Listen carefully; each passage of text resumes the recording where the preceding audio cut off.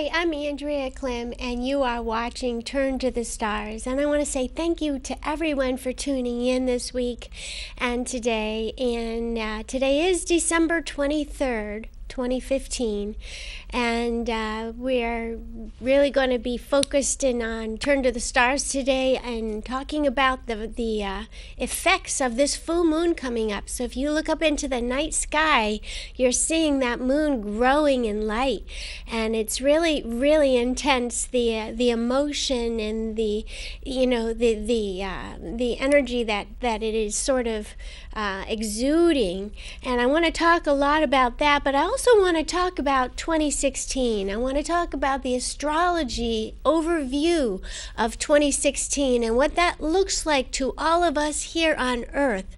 If you were to look at the very front of our solar system, you would see an astrology chart. That is exactly how mankind learned to look beyond the realms of Earth and to look at the whole and look beyond what's within or around us and look farther out for explanations. And that's when it was discovered that there is a bigger picture for all of us than the minute one that we see from our vision here on Earth. So I want to talk about what that astrology chart, what that front of that solar system looks like on today's show. And I'm going to talk about that Cancer full moon that we're going to see the biggest light of the fullness of that light on Christmas Eve. The full moon is exactly at its peak of light at 7:22 a.m. on the eastern coast, and but we'll see that fullness of that full moon on Christmas Eve. So if you get a chance to step out there and just glaze up and wonder at that beautiful light reflected from the sun on the moon, it will be breathtaking. It is a full moon in Cancer, opposite the sun in Capricorn, and I'm going to put that picture on the screen right away for you to see.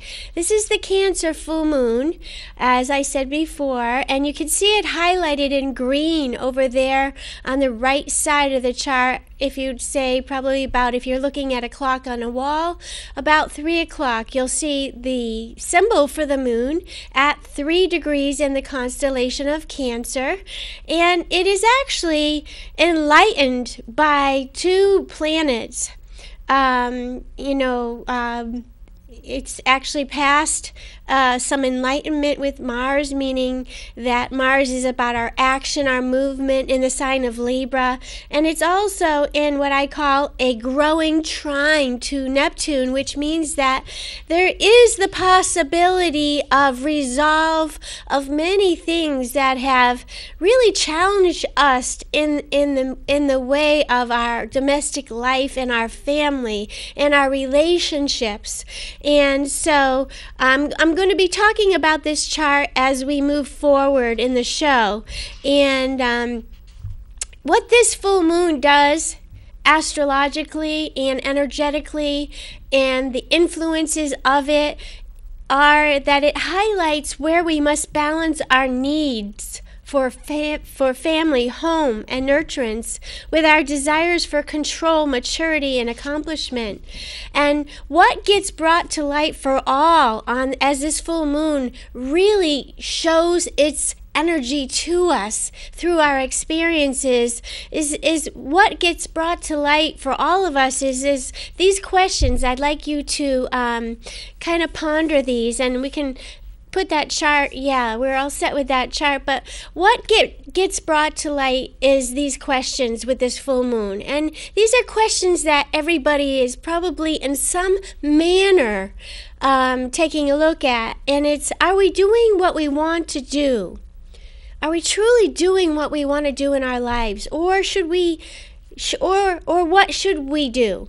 That's another question. Are we living in the right place? A full moon in Cancer is about the home, the family, our domestic surroundings. It is, it is about nurturance, caring, and caring for our families. Are we doing that?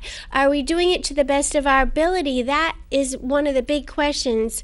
Are we doing the true work that we would like to do? Because we're on an axis here with this full moon of the sun in Capricorn, exact opposite sign of Cancer, which makes me think of Kate and William, the royals in England that I covered their marriage on TV in 2011, and they are on this exact same string of cardinal energy because they're at opposite signs. So it kind of brings that to mind, but it also brings to mind, and this I would pass on to you, are we doing the true work that we would like to be doing? Where are we going to be? Are we going to be urged to try something completely different? It's sort of a crossroads. A full moon brings awareness to particular areas of our life.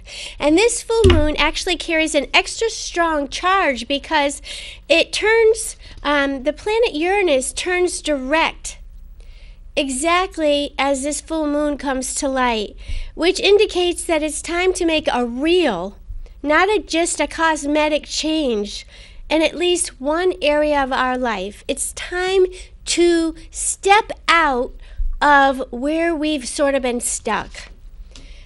Uranus in Aries has been a driving force for so many people in their awakening and realization about themselves. And what it has done is it has inspired us to be bold, to think for ourselves, and not be dependent on external approval.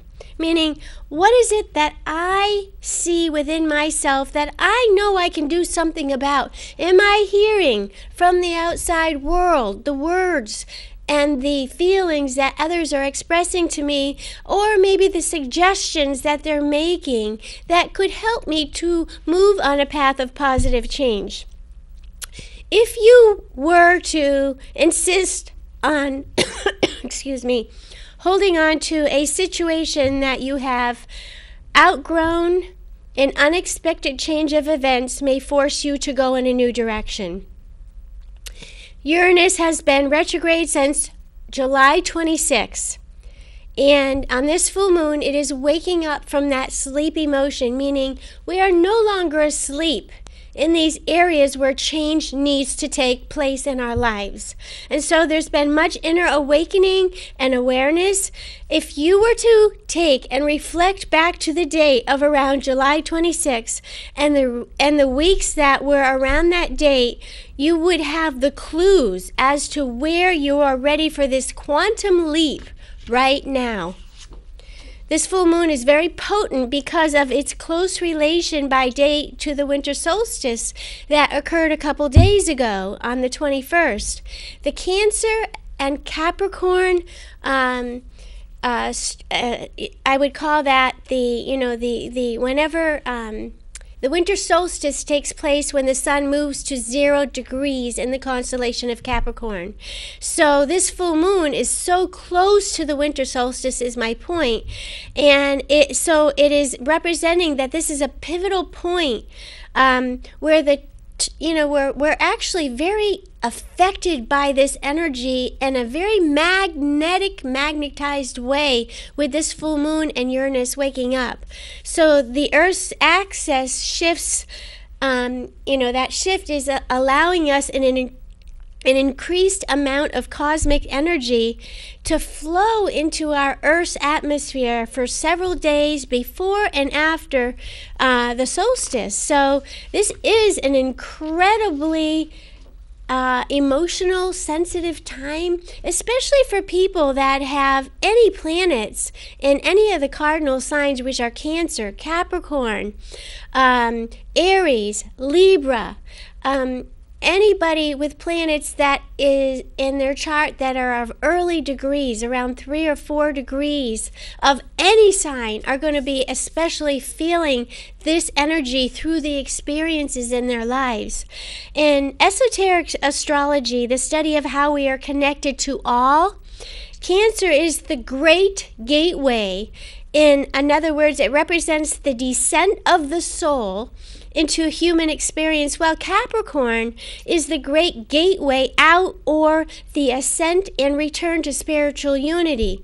So Cancer, its energy seeks to create a sense of home and family, the experience of nurturing bonds and surroundings that support our growth. That's its job.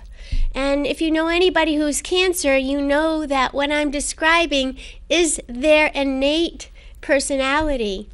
So as we nourish these areas, our soul light builds on this full moon, and it radiates out to nurture others.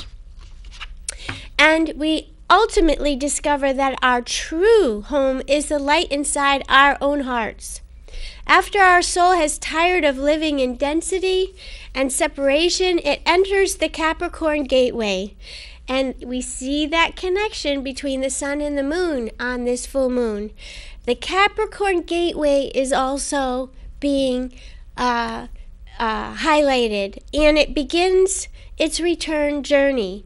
That is, what Capricorn does is, the energy of Capricorn is someone who's always climbing the hill. You see the picture or the symbol of the goat, and it's on a hill. Its feet are like this in the picture, and the tail is of a dolphin. So it's a sign that's ever evolving. They're always climbing to the next peak, to the next step forward, and they're always looking how they can utilize the wonderful world around us to help other people, to teach other people.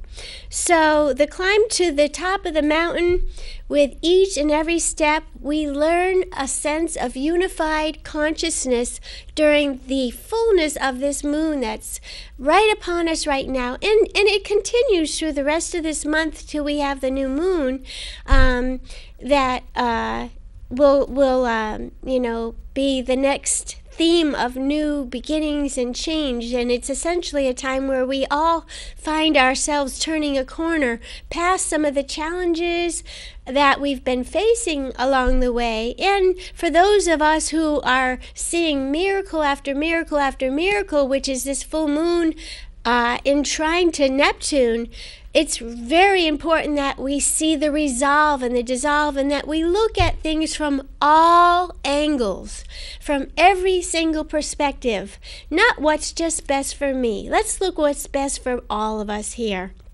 So I'm going to talk a little bit about Capricorn. It's the third earth sign.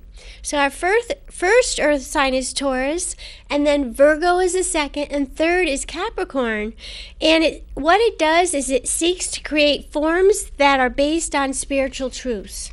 In esoteric astrology, which is a very spiritual type of astrology, it sort of turns the spiral and looks at this energy from a different perspective rather than just the earthly perspective. It holds the knowledge that all material is made up of light, which is true. Without the sun, material things really would not come to fruition, and that we are here to preserve rather than steal or take from the physical world. This Cancer Capricorn polarity on this full moon describes the polarity, the profound reorientation that results when you shift from thinking that we are human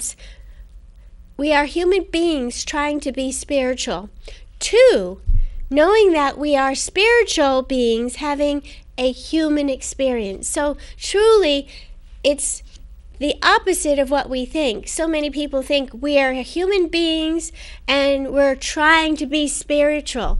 No, we're spiritual beings that are learning how to grow through being human. So the winter solstice symbolizes the return of the light little by little every day. That was December 21st. Already the days are starting to get a little bit longer. And I want to address something. Up here in New England, and I think a lot of places around the world, we're seeing a lot of fog. We're seeing unusual weather patterns. And it's, I know one thing I remember I experienced a long time ago where I was driving home from work one night, and there was so much fog that I had to stop my car because I could not see anything. It was so scary and so confusing that I just stopped. I pulled off to the side of the road and just stopped. And I think that's happening to a lot of people. They're being stopped and universally having to wait until some of this fog lifts so that we can proceed ahead. And so anyway, I wanted to just tell you that little story because Saturn has been in this very uncomfortable conversation with Neptune. Neptune and Saturn have been in this square, which is starting to break apart. So the fog is starting to clear a bit between these two planets. One of them, Saturn in Sagittarius, is really encouraging us to really look at what we believe in and what is our work to be moving forward. And Neptune in Pisces is saying, let's slow down and let's see what this really looks like. What are your dreams? What is it that you want to create? What is it that you want to do that will change the world and make a difference in this world? What is it that you want to breathe life into? And so I wanted to bring that up a little bit. So if you're seeing that fog, it's exactly what you need to see right now. It is actually a blessing in disguise. It is the universe's way, our divine guidance's way of saying, slow down. It's foggy right now. Let's just stop and let's sit on this a bit. So anyway, the longer days that are en route for us all here are a metaphor for growing consciousness and awareness, with our ultimate goal being the Christ consciousness, the realization of our true identity as a soul-centered being.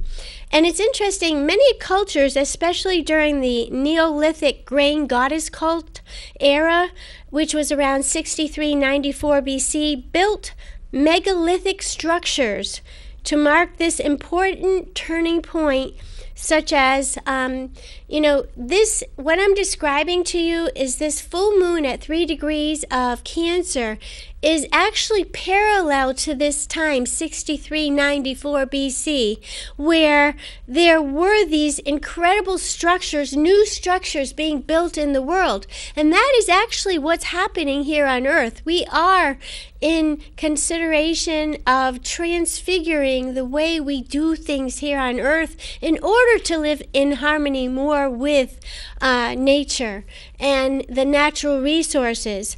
And so, but I just want to kind of give you a little history here. What happened in 6394 BC was they were building these megalithic structures to mark that important turning point, and things such as the Kukulcan Pyramid at Chichen Itza in Mexico, in Glastonbury Tor in England, that was being built. Nabta Playa in Egypt was being built. The Ajanta Caves in India and Serpent Mound in Ohio are a few examples of structures that were built under full moons on the axis of Cancer Capricorn. Very interesting parallels. Today, Hanukkah, Christmas, Kwanzaa, and other celebrations continue ancient traditions and feasts and gifts and candle lighting on this axis. It inspires activity of some type that builds light. That's my message. And Yule is also the pagan term for solstice, which means wheels. It means wheel of the 12 days of Yuletide, Christmas, and it's known as a visioning time, with each day representing a zodiacal month in the year to come. So this full moon on the 25th, on Christmas Eve, which comes to full light by the morning of Christmas, brings to light a picture that inspires us to trust in our intuition and associate with each other going in the same direction. It brings us together or it can pull us apart with an awareness of maybe this is not where I want to be. And you know what? That in itself is a miracle, to realize things like that. I'd like you to close your eyes for a minute and imagine that you see a cat, and that cat is standing there having an argument with a mouse. The cat is attempting to justify his position as being the dominant one. You may see this type of thing or this type of example occurring in life around you. With the sun opposite on this full moon in Capricorn. The sun is in Capricorn, moon in Cancer. It paints a picture also of a group of people building a large canoe to begin a journey together by water. And it shows us how to utilize our natural resources and basic skills to achieve a group purpose. Capricorn is all about putting things together in a way that work. It really has a great talent to be able to do that. Whereas Cancer, they're very nurturing, very caring, wonderful people, wonderful energy. But typically when things get a little bit rough, you're going to see them clamp down and close up like a shell, because it's hard to see what those structures are. So Capricorn really can lend hand to the Cancer during this time. This week, as we approach this full moon, we will be reminded that this is a powerful time to envision your intentions for the coming new year. So I would encourage you to build your soul's light. Anthony Liccioni, an American poet and author, said, "It's not what you have on the outside that glitters in light, it's what you have on the inside that shines in the dark." And that's so important. It's actually the opposite of what so many people have been trained or educated to believe. And now I want to talk about 2016. I promised that I would talk about this. And actually 2016 is not far away. And in numerology, if you add up 2, 1, and 6, you get 9. The number 9 holds a promise of faith, higher wisdom. These are things that are en route for us in 2016. Understanding of the spiritual laws as well as the laws that govern us. It holds a promise of optimism, truth, lots of awareness that all paths lead to the same place spiritually. Injustices will be brought to light. Unfair and unjust practices will be brought to light for redirection. We are being divinely guided, and we are being reminded to look ahead at the big picture. 2016 holds a promise of completion. And if you look behind me, what you see on the wall is actually a picture I took from church where I started to go with one of my friends, which is called, it's down in Salisbury, and it's New Life Church. I hope I'm getting that correct, but this picture was one of them that they had up on the screen during church, and I just thought it was really, really beautiful, spectacular colors, and so that's why it's behind me, so I could portray that out to the world. But this is the end. 2016 really is exemplifying that this is the end of a big phase in your personal or global life, meaning that things are changing. Also, this number holds a message to light workers involved in earth healing and means get to work. So everyone that's here with a purpose to help other people to find healing within themselves, the message that 2016 holds is get to work, because Mother Earth needs you right now. And also 2016 is a cosmic magnifying lens, amplification of whatever archetypes are already present in the current moment.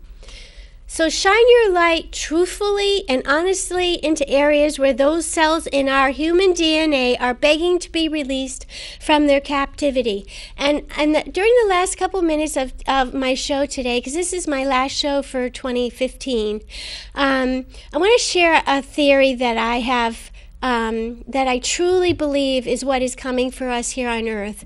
That we are living in a time that is en route for all of humanity, which is the beginning of another golden age. Because the age of Aquarius is parallel. Aquarius is the exact opposite sign of Leo. So if it's the exact opposite, it means that it's parallel. And so we are actually entering into this realm of everybody working together rather than fighting it out and saying, I'm on top, I'm on top. It's not the time of the kings and the queens. It's the time of humanity joining together in strength to achieve goals that are of peace. So I just want to tell you one thing about the name, or in Latin, the root word Aquarius is a loan translation. It was called Eudrocus, which is the water pourer. The Old Greek name of this constellation derived from Latin aqua, meaning water, from the Indo-European root aqua, meaning water, flowing. So in Latin, aqua means water, or the flow of water, water pipes, derivatives such as, you could think of a small island with water flowing around it. But my key point is that Aquarius is about the energy makeup itself, brings to light for all of us, especially in 2016, even more so, that we need to learn how to flow together. We need to learn how to liquefy together. We need to learn how to flow down the river together, to canoe, row our canoes together instead of against the flow of things. So that is my message for Aquarius. And literally, it's been quite a year for everybody, 2015, and I just want to say to everyone out there, Merry Christmas, Happy Holidays, wishing you peace, joy, love, hope for the new year. And at the end, I want to say, turn to the stars and you will find your answers there.